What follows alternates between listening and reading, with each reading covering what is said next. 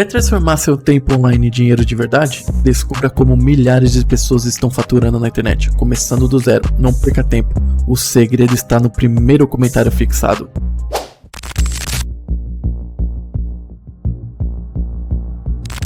Até assim, a gente tem alguns colegas que já vieram até aqui, inclusive, e que a gente respeita muito, que são ateus. Sim. Né? E aí as pessoas têm muita... Às vezes comentam assim, Deus não existe, porque se ele existisse, não teria tanta tragédia, tanta catástrofe, né? Sim. E qual é a sua visão sobre isso? Esse é o primeiro argumento, né, do ateísmo, que é o sofrimento dos inocentes. E isso já foi resolvido pela filosofia cristã há quase 2000 anos. Então, assim, eu fico maravilhado quando o cara chega pra mim e fala assim... falar isso pra mim hoje, um ateu, é como se alguém falasse, cara, precisamos descobrir uma substância pra eliminar bactérias. Eu falo, mas o Alexander Fleming já descobriu a penicilina tem muito tempo.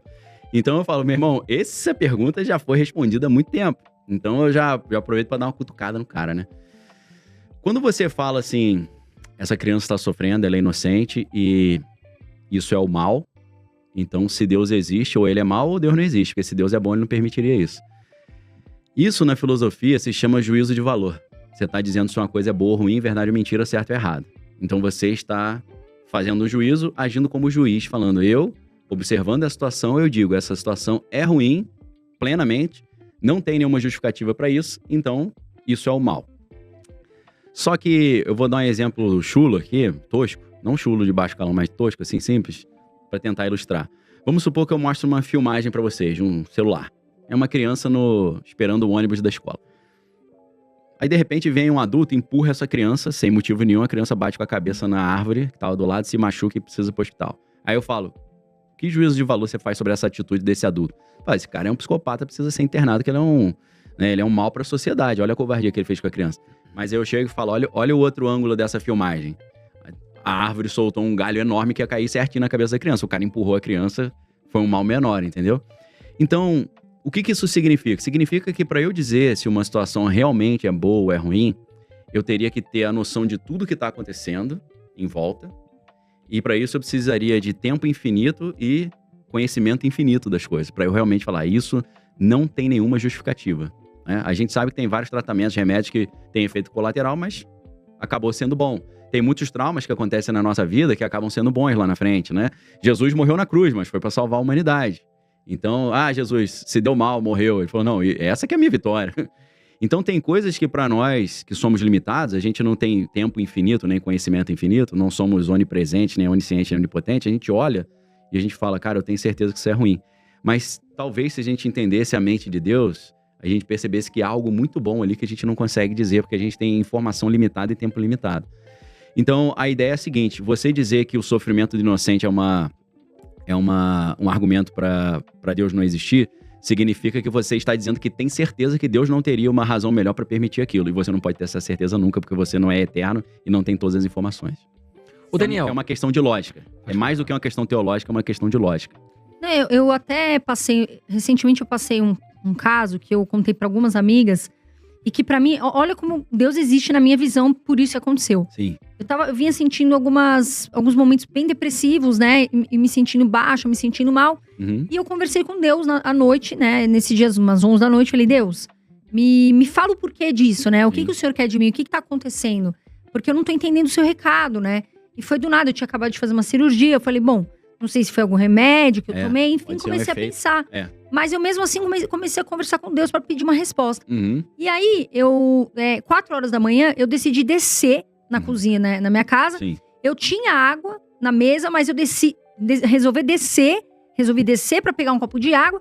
E, do nada, eu resolvi pegar a bula de um remédio. E dentro daí, eu comecei, até grifei, tem até hoje aqui essa foto. Uhum. Eu grifei. E dentro da bula, tava falando, quem toma tal remédio não pode tomar esse outro. Entendi. Porque corta o efeito. É bem meu remédio de bipolaridade. Entendi. Então, quer dizer, aquilo que eu tava sentindo, Deus me respondeu no mesmo dia. E só pode ter sido Deus, na minha opinião. Certeza. Porque eu jamais desceria naquele momento do meu quarto, onde eu tinha água, ir lá e ver uma bula de um remédio do nada. Então, por isso que eu acredito que tem cenas, eu só quis contar essa história, que só pode ser Deus. Eu vou contar uma história legal também. Pô, e esse médico também que vou te falar, hein, meu. Ele deu uma rateada. Deu uma sacaneada aí. Na verdade não Às foi... vezes são dois médicos diferentes. Na verdade são dois médicos diferentes Aí e na um não verdade sabe nem que sempre o um outro- sabe. que o outro Até é legal a gente reforçar aqui, porque quase 1 milhão de pessoas inscritas no canal. Sim. É importante, pessoal, que vocês, quando vão num médico, deixem esse médico ciente dos remédios que vocês estão tomando. Sim. De outro médico. É importante. Porque esse histórico é importante. Quando eu vou no médico, Pode Daniel, embaralhar, né? eu sempre falo, só que eu estou tomando isso daqui. Até Isso. mesmo meus manipulados, que às vezes é de vitaminas e tal, eu já Sim. falo. Porque às vezes o cara vai passar mais vitamina, vai dobrar, ou enfim, ou acontecer que nem a Carol. Um remédio anulando o outro. Então é importante. Sim. Só deixando aqui um... Aprendizado prático aí, Aprendizado que às vezes prático. dá problema, né, complicado. Minha esposa foi fazer exame, aí tava um índice lá, um índice de tumor ficou alto. Aí o médico falou, você tá tomando biotina? Ela tô. Ele falou, então é isso, tá escrito lá no pedido do exame, você não podia tomar biotina, pô. Sim, amém. Entendeu? Exatamente. Então tem detalhes assim, exame de sangue, você não pode tomar certas coisas. Biotina é um negócio que altera todo o teu exame de sangue, então tem que tomar cuidado. Ô, Daniel, e essa frase, Deus escreve certo por linhas tortas, você acha que tem alguns acontecimentos que você fala, puta, mas perdi o avião? Que nem aconteceu recentemente. Total. Teve um avião que caiu e, se eu não me engano, uma pessoa, ela tava super chateada com o atendente daquela, como é que é o nome da companhia? Da Passaredo? Passarelo, né? Passaredo. Passaredo. E o avião que caiu recentemente, Sim, aqui em São Paulo, sim. e um dos passageiros perdeu o voo, e ele tava muito chateado virado. com o atendente.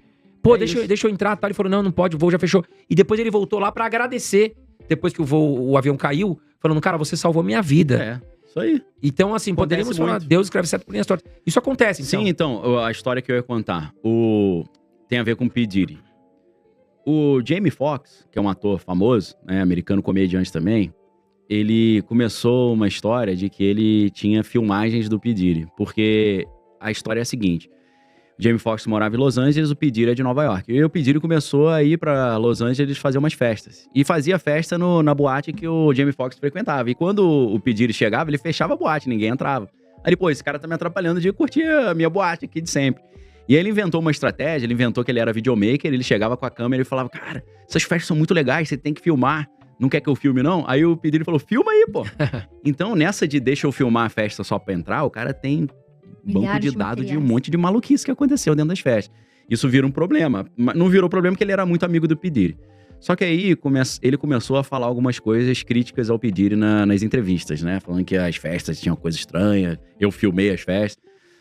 Coincidência ou não, o Jamie Foxx, ele teve um problema que ninguém sabia qual era, ele parou no hospital. E ele ficou, acho que 20 ou 30 dias em coma. Nossa. E ele saiu do hospital e começou uma lenda de que ele gravou um especial da Netflix, e no especial da Netflix ele dizia que o P. Diddy tinha envenenado ele.